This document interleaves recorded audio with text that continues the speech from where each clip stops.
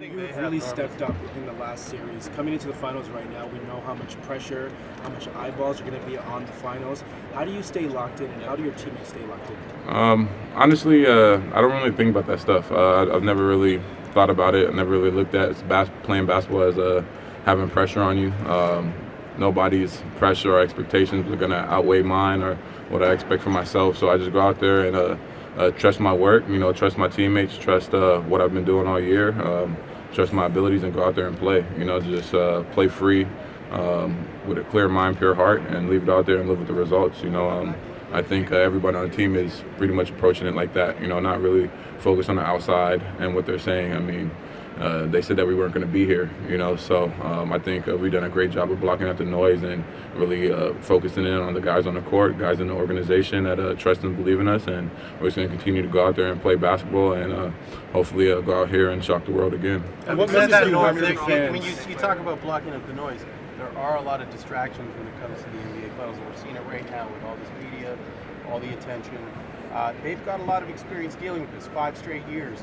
How do you guys make sure that it doesn't become too much of a distraction?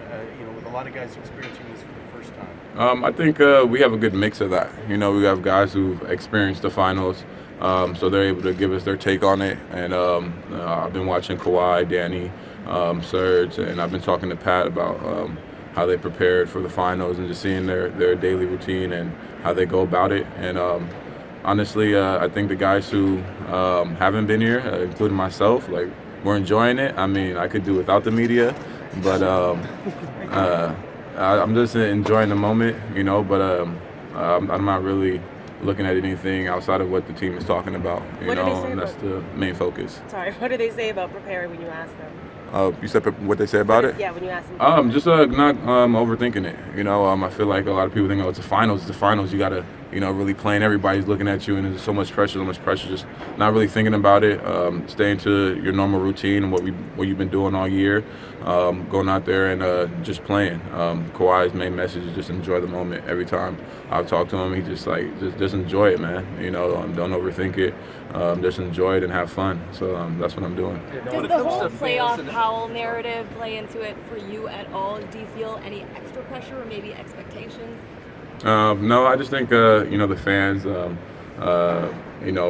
and ran with that name. I think Jack and Matt and them have been saying that for the past couple years every time in the playoffs. I feel like that name pops up a lot. I like it, but I don't overthink it. I got to live up to some expectation. Like I said before, the only expectations that really matter is mine and what the team has expected for me to go out there and do. That's really all that matters. What message do you have to the fans? Because they've been supporting you guys. You guys saw the Eastern Conference Finals, Game 6. It was crazy on the streets. I mean, the fans have been amazing since I've been here. Since 2015, I've been here for 4 years. The fans have been amazing. I couldn't say enough about the support and the love they have for the team and the organization. It just shows.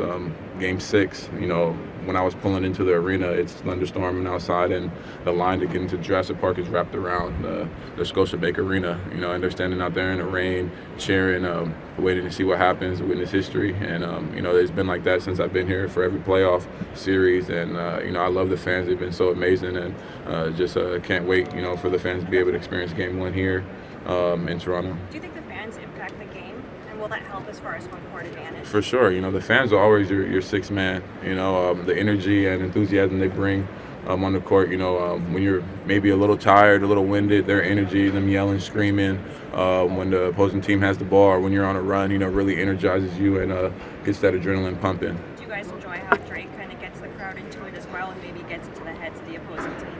Yeah, I like having Drake on the sideline.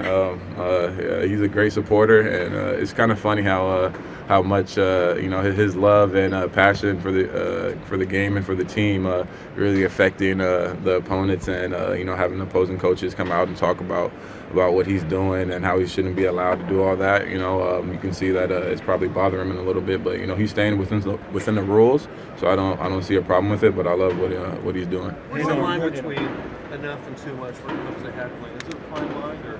No, I mean, I don't think there's a fine line. I mean, as long as you're not being disrespectful or demeaning to anybody, it doesn't really matter. You say what you want, just don't disrespect or demean anybody, and he's not demeaning or disrespecting anybody in any way. Rest was a big issue last series. You guys have had 5 days to rest and recuperate, whereas Golden State was at 10. Mm-hmm. Do you prefer to have 5 or do you prefer 10? Honestly, I don't know. I mean, I think rest is really important, but also I feel like rhythm and flow to the game is as well. I'm not saying that, I'd want less days. You want to wrap up a series as quickly as possible, but, they had 10 days, we have 5. I think 5 days is, enough time to rest and recuperate, get your mind and body right, and especially for the guys who's playing heavy minutes all series and playoffs long. I think 5 days is good, and we'll still be able to have our game rhythm and flow. Hey, how do you guys prepare for the movement that they play with? Just being tied in. I think our best defense is when all 5 guys is able to guard everybody. We're able to switch. We're able to do a bunch of different coverages. We know that they like to move without. They have players who like to move without the ball. So just being really tight and unlocked in our foundational defense, and being locked into the guys off the ball is the most important thing. But it's just going to be a full 5-man job, whoever's out there guarding all 5 of them.